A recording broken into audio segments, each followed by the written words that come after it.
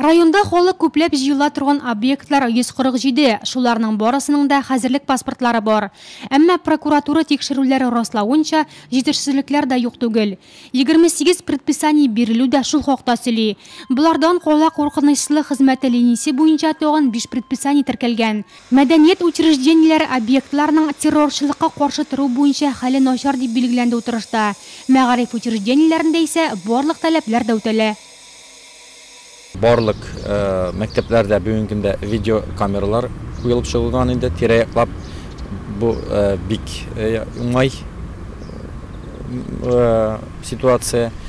Һәм шулай ук инде һәрбер учреждениедә физик зат дибез инде, һәрбер учреждение круглосуточный көн тәүлегендә физик охраннар белән обеспечить ителгән.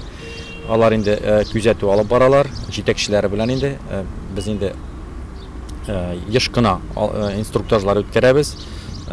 Менә бу куркынычсызлыкны булдыру өчен бүгенге көндә инде минемчә безнең мәгариф системасындагы учреждениелар менә таләпләргә тиешенчә җавап бирә. Сокланган сокланыр дип кисәтәләр хокук саклау органнары белгечләре дә.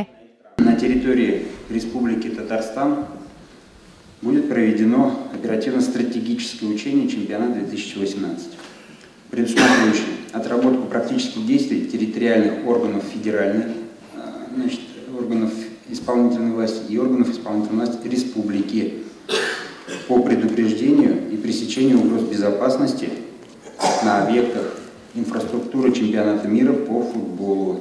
Это как футбол ФИФА 2018 года, так и Кубка Конфедерации 2017 года. Каждый должен максимально вовлечен в этот строгий контроль, в этот период, и проявлять именно максимальное взаимодействие как по информированию, так и по уже контролю своей территории.